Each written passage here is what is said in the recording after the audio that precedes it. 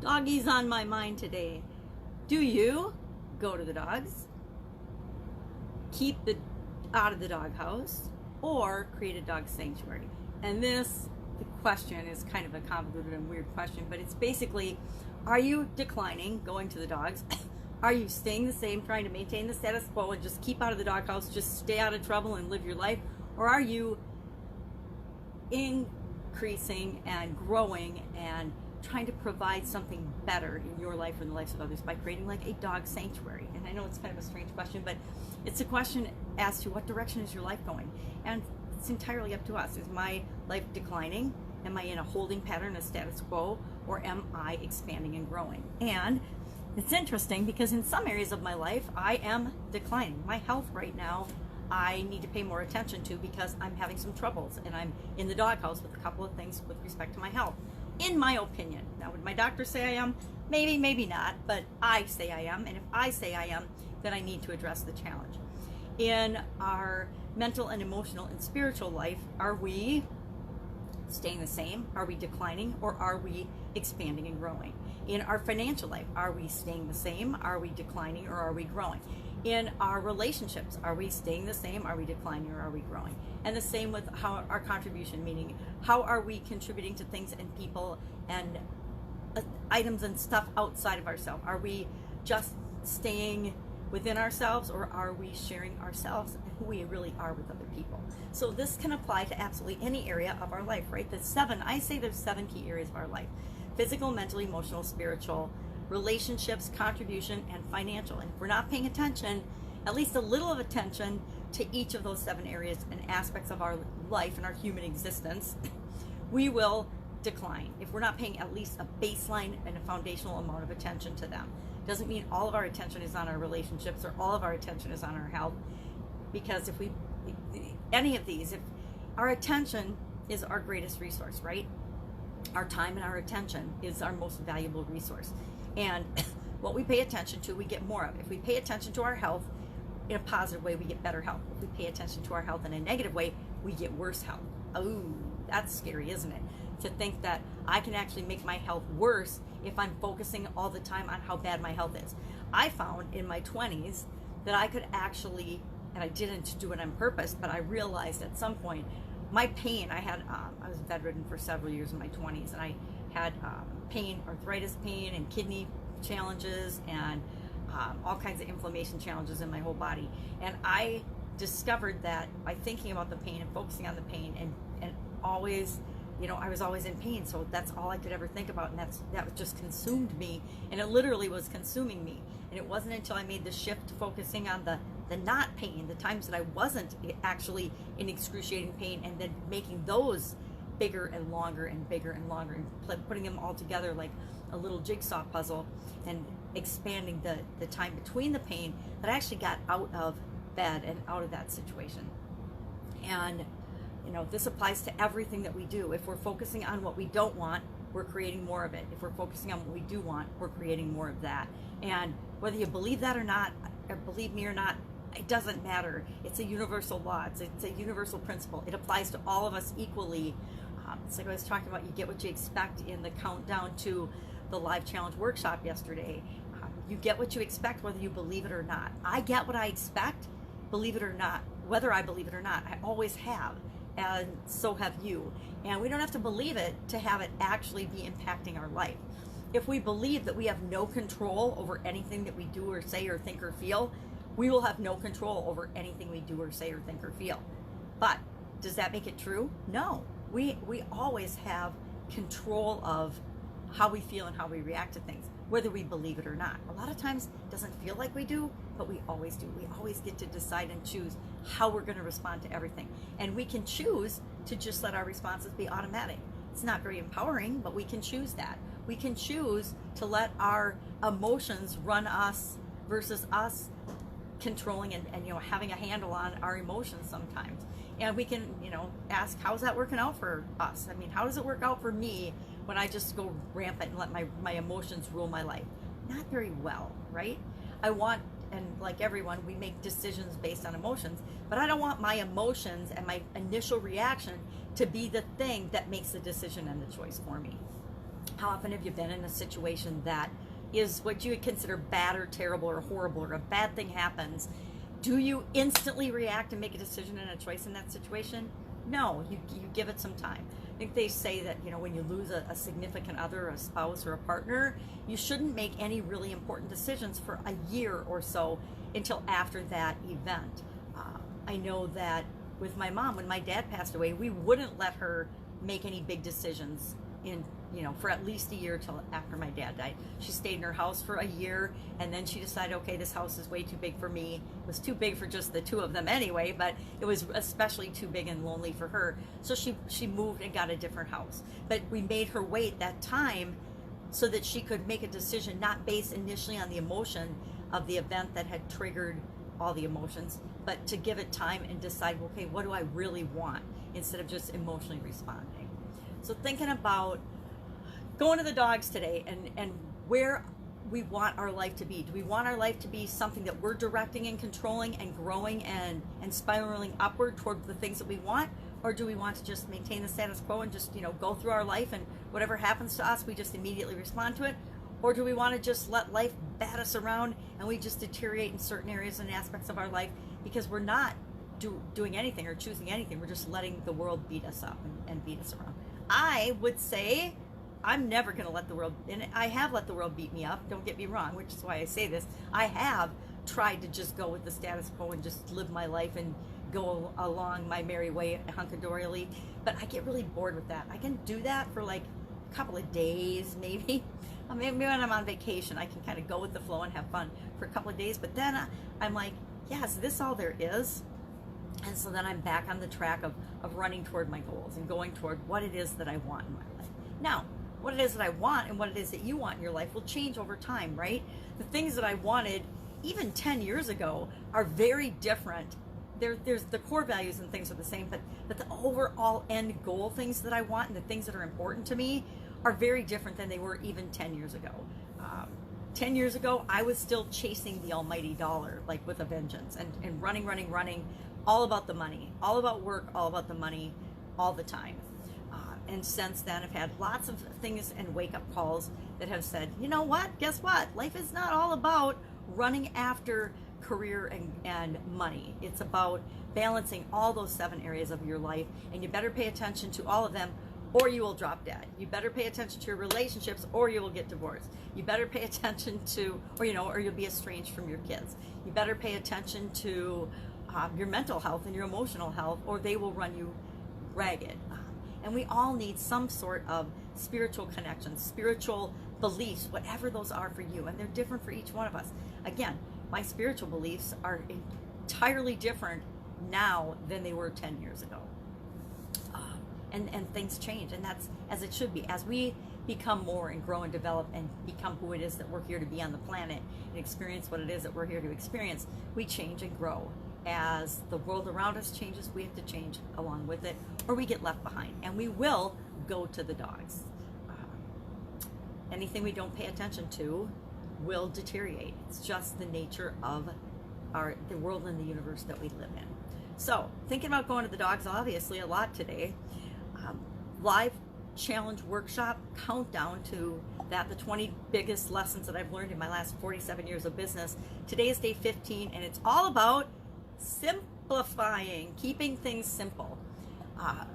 I would have to say I have been the queen of complication, the queen of chaos, the queen of making life and things way harder than they ever have to be.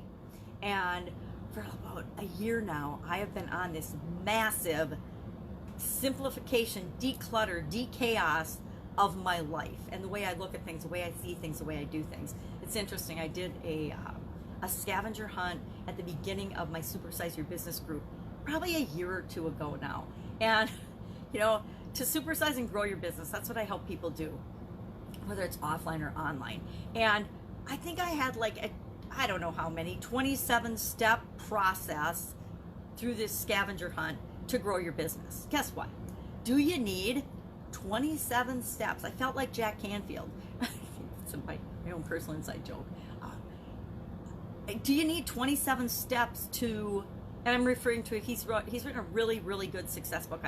I can't remember the name of it right now, but it's an excellent success book. It's about this thick, but it's like a gazillion complicated steps to success. It's like 1,001 steps to success. I think there's a book about that, or 101 success secrets. Yeah, you can have 101, or you can have 5, or you can have, what's your number one secret to success? I'd love to boil down and, hey, what is your number one secret to living the life of your dreams, or whatever. But it doesn't have to be 27 steps. It doesn't have to be 1,001 steps. It might be for you, and it probably will be depending on the size of the steps that you're taking. But anything that we want, we can achieve in actually 3 to 5 steps, right? We can break any process, any system down to 3 to 5 major steps. Guess what? As humans, 7 is the key number. For some reason, our brains are wired to remember 7 things. That's why telephone numbers were 7 digits for so long. That's why, not that any of us can remember telephone numbers anymore. But there's a small amount of things that we can keep in our cognizant, our short-term memory. I think it's our short-term memory holds 7 things. And so if we are sharing more than 7 steps, like 20 extra, people are never going to retain it. So keeping things simple, it's all about how can I simplify this process so that I can remember and understand it. Some of the biggest things I still remember from college, and it's really interesting, and I've used it throughout my whole life and career, are the quality cycle: plan, do, check, act. Almost any problem or situation can be broken down to and go through the 4 steps of plan, do, check, act, right? And you can apply that to anything. And so some of the simplest things become the most powerful because we can remember and use them. One of my favorite problem solving and decision making strategies, which is stupid simple, and my dad taught me it when I was a little girl, is to take a piece of paper, draw a line down the middle, put a plus on one side, a minus on the other. If you want to, you can write the question or the decision that you're trying to make on top, and then you just brainstorm all the reasons to do something, all the reasons not to do it. And then you look at that list, and it helps you to clarify in your mind by writing down what really are the benefits and the drawbacks of making any choice or any decision. Is this a stupid, simple decision-making process? Yes, but can you use it for about 95 to 99% of all the decisions that you need to make, and make decisions a lot? Number 1, better decisions. Number 2, faster decisions. Number 3, well thought out choices and decisions, just by using that itty-bitty simple decision-making process, right?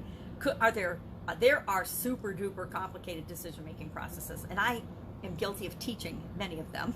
In the past, I taught people them.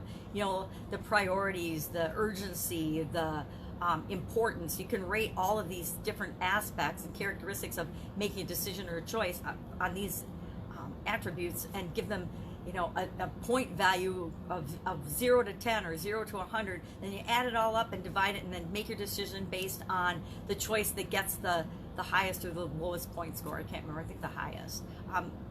And it's super duper complicated. Do we need that level of complication when we're making a choice or a decision? 99% of the time, no. In corporate America, when we're deciding among alternatives and projects and things, maybe we needed a more complicated system of deciding that. But for the most part, in our lives, our everyday lives, we don't need that. So today's countdown tip and advice is all about keeping things simple and really breaking them down to the foundation and the core essential pieces of what you need to do to create or do or have whatever you want. And it's really simple, right? It's not 100 steps to getting what you want. It's 5 steps to getting what you want, right? It's really it's 3 to 5 steps to get what you want. And you can then break each of those steps down in as many steps as you want. But the overall foundation is, hey, this is what you got to do, right? You got to know what you want. First thing to getting what you want is you have to decide what you want. You have to know what it is that you want. Guess what? That is a step that holds 90% of the people back, because they won't make a choice or a decision as to what they want. I'm a huge example of that. I won't, and I hate to admit this, but I have a hard time deciding what my ideal weight should be and what I want my ideal weight to be. So I never pick that exact number. Well, as long as I don't pick that exact number, guess what happens? My weight goes like this, up and down, up and down, up and down. everywhere but an exact number, because I don't have an exact number chosen in my mind as to exactly what I should weigh. We do that with everything in our lives, at least most people do. And it's the people that you see that are succeeding in getting these huge goals and what they want, because they set their sights on that. They pick a thing and they go for it. Here's the rub. You can pick a thing and then get there, and if it's not the thing that you really wanted, you're going to pick another thing anyway, right? You're going to pick the next goal. As humans, we are always striving for something different, something more. We need variety, right?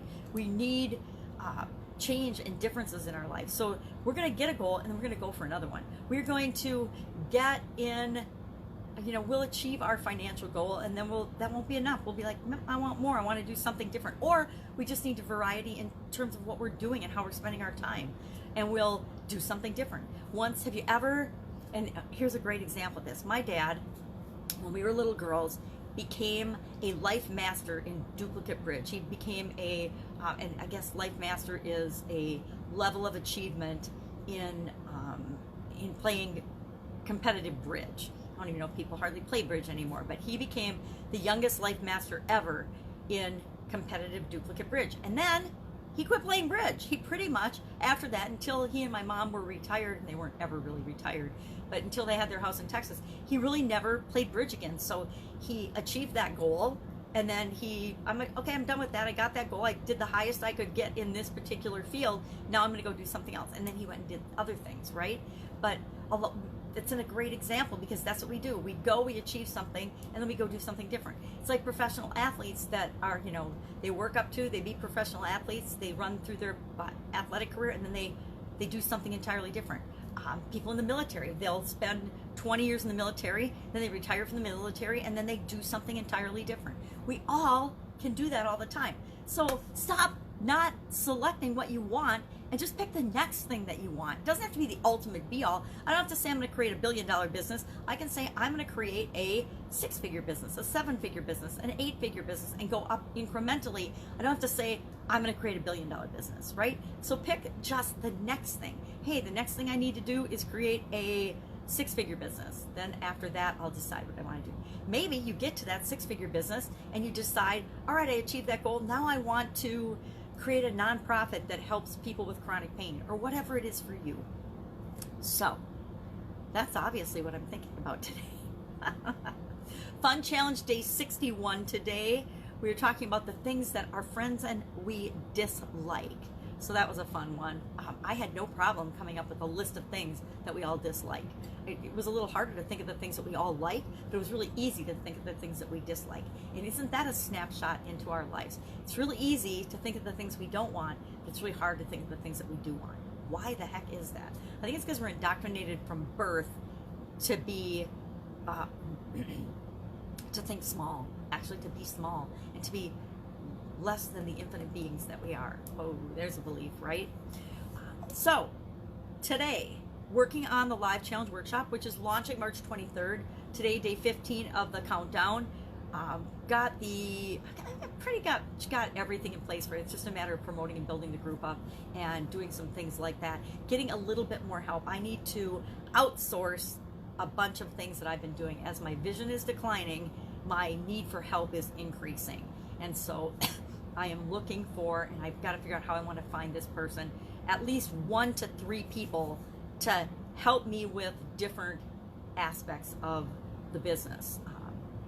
Probably somebody to help me with social media and just posting and doing the things that I do, creating and disseminating my content. Somebody to actually help me engage and interact with people, and to help. I like to do my own coaching and interacting, but sometimes I need people, and I've got actually a secret bonus that I'm going to add to. I just thought of it the other day. The live challenge workshop, people that work with us after that, I've got a really cool secret bonus I'm going to add to that, which works for me too. So it's a win-win. It's direct access, but it also works really, really well for me. So I'm going to be adding that. I'm not telling what it is because it's a secret. So if you want to find out what it is, you have to be in the live challenge workshop, which is just a 5-day free challenge that teaches you how to create your own challenges. Because I will say, hands down, creating challenges for the people that you want to attract to your business is the fastest, easiest, best way, and it's free, to get the people that you want coming to you, coming to your business. And you can do it over and over again. And once you click in on the challenge that works best for the people you want to attract, and it might take a couple, you might have to try a couple of challenges. I've done hundreds and thousands of challenges. And some have been super duper successful. They've most all been successful. Some have been flops in other people's opinion, but successful to me because I learned what not to do. But once you get the one that clicks in and works for you and attracts the exact people that you want to work with, it's golden. And it is the best way, for a lot of reasons that we'll talk about in the challenge, to do that. It's like the way to share what it is that you do and launch what it is that you do in a way that serves the people that you want to serve the best. And even the people that aren't ready to do business with you yet or to be involved with you yet, it serves them, and it serves them in repetitive and many ways to get the results and the little goals that they want along the way to getting to the point that they can and will choose to work with you. That was a convoluted description.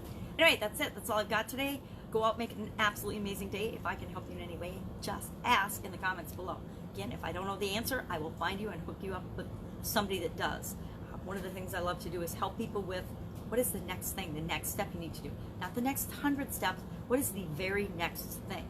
I've actually been practicing this one on my kids, but don't tell them. Go out, have an absolutely amazing day, and I will, of course, visit.